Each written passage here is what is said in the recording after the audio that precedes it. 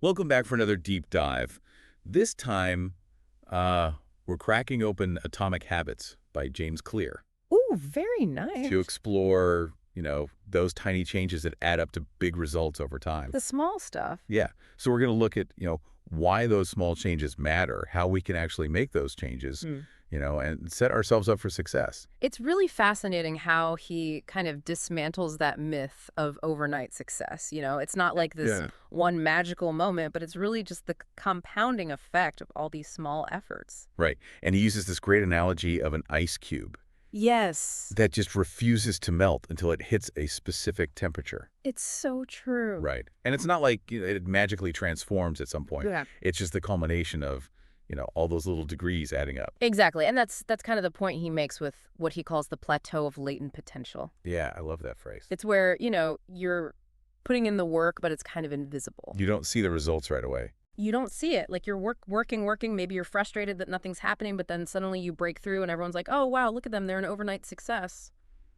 It can be so discouraging when you don't see those results right away, Yeah, but he really emphasizes that consistency is key. absolutely. And, he doesn't just stop there. He actually challenges this whole idea of goal setting. Yes, goals. Which, that's kind of a mind shift for a lot of people, right? It is. We're so used to thinking, okay, I need goals. Goals are going to guide me. But he says, no, focus on systems instead. Yes, because the goals are really about the outcome, The result. the result you want, right?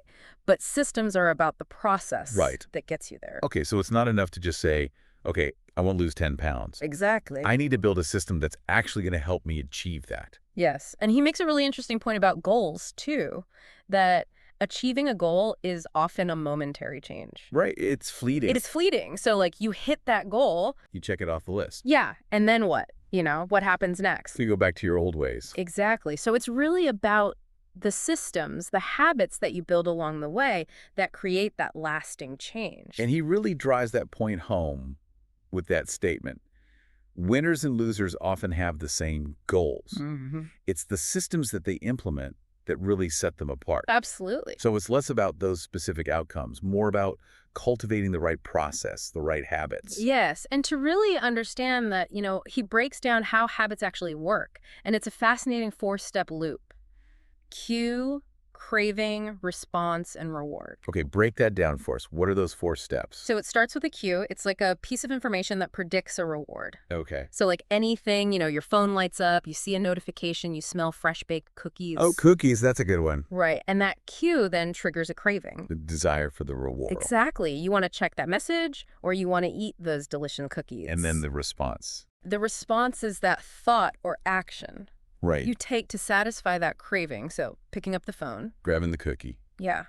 And finally, the reward. The payoff. That's what reinforces the whole loop. Because it teaches your brain, okay, do that again.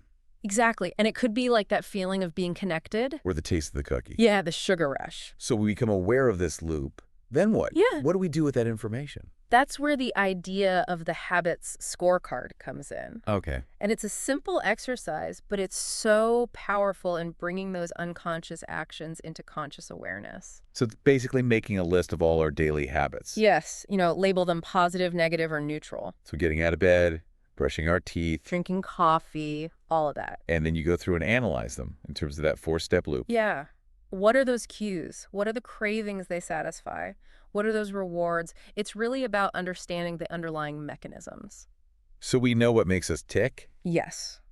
But what about building new habits? Right, we've got to go from understanding to action. And one of the most effective strategies is something called habit stacking. Okay, I've heard of this. It's such a clever way to leverage the power of your existing habits to create new ones.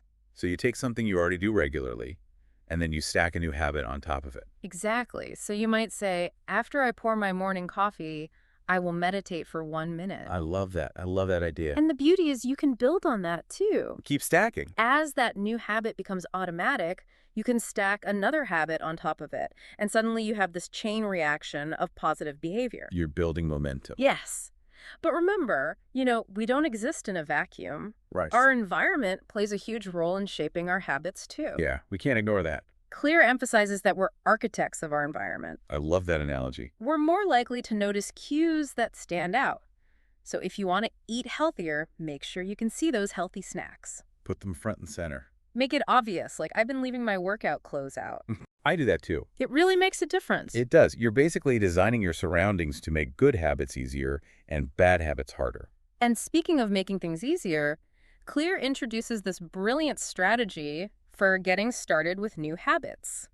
The 2-minute rule. Oh yeah, the 2-minute rule. It's so deceptively simple, but so powerful. It is.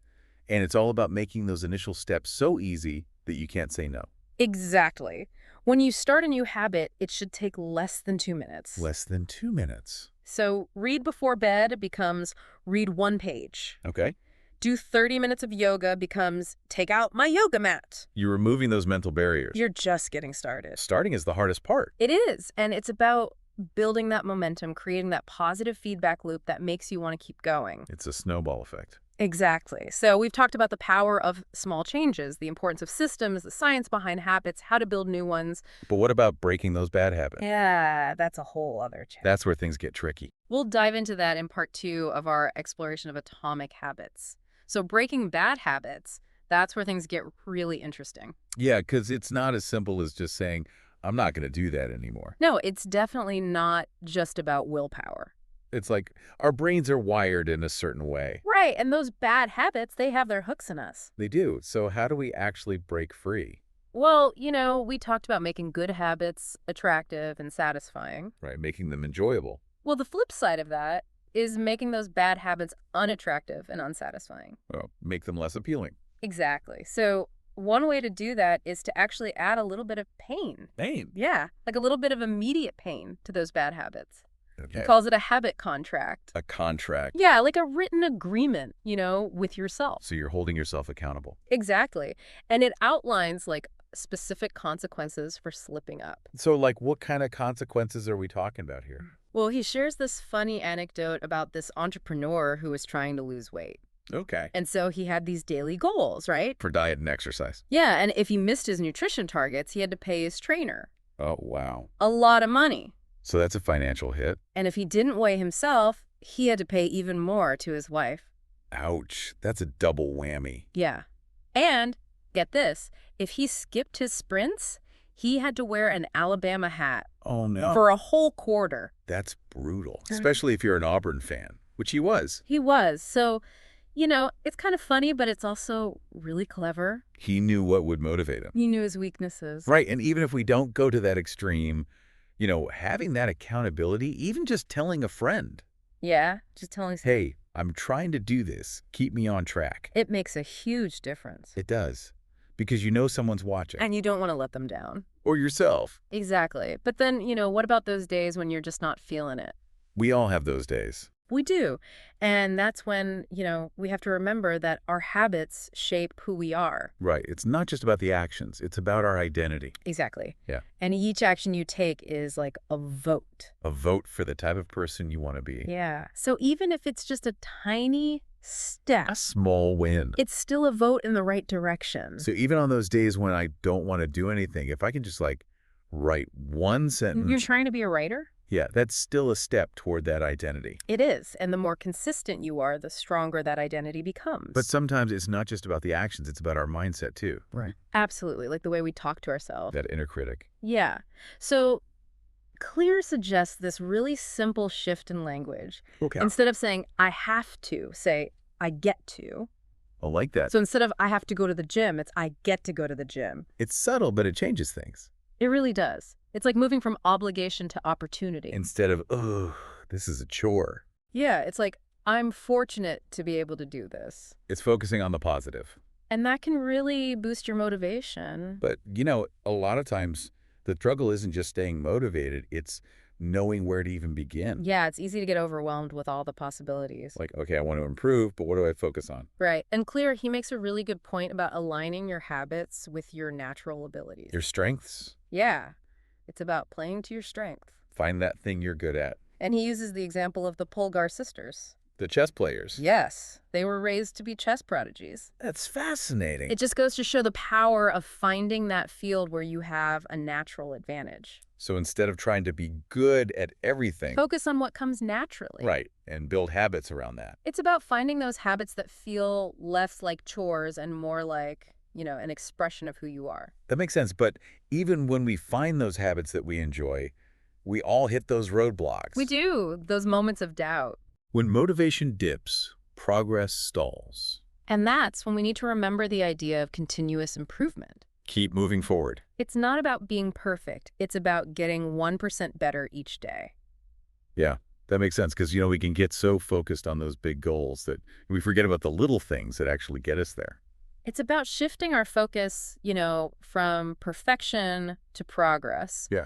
Realizing that, it's a journey, not a destination. And it's not about, being perfect right away. It's about those small improvements over time. Exactly. And, Clear points out that, like, those top performers, athletes, musicians, entrepreneurs, they're obsessed with finding those tiny margins of improvement. They're constantly tweaking their technique. Always looking for ways to get a little bit better. Yeah. And it's those tiny gains compounded over time that lead those breakthroughs that we often attribute to, talent or luck. Right. And it's not just about, making those improvements. It's about being willing to experiment, to fail along the way. Yeah, failure's part of the process. They understand that failure's not the opposite of success. It's actually a necessary part of learning. It's about having that growth mindset Embracing those challenges. and being willing to try new things even if they don't work out. Exactly. And a key part of that is, cultivating the habit of reflection. Taking a step back and looking at what you've done, Yeah. Clear talks about reviewing your habits regularly. like a progress check. Yeah. Assessing, okay, what's working, what's not, what can I do better? So it's not enough to just set up our systems and start taking action. Right. We got to make sure we're on the right track. We need to course correct along the way. And, one of the most effective ways to do that is through journaling. Writing things down. Keeping a record of your progress, your challenges, those insights. It's like having a conversation with yourself. Yeah. You can spot those patterns you might not have noticed otherwise. So we've got those systems. We're making those good habits enjoyable. We're focusing on our strengths. We're reflecting. That's a powerful combination. It is. This deep dive into Atomic Habits has been really insightful. It's a great book. It is. It's a reminder that, we don't need some massive overhaul. It's those small changes that make a big difference. Those tiny habits. And it makes you think, if you could design your perfect day by designing your ideal habits, what would those habits be? Something to think about as we wrap up this deep dive. Keep exploring, and we'll catch you on the next one.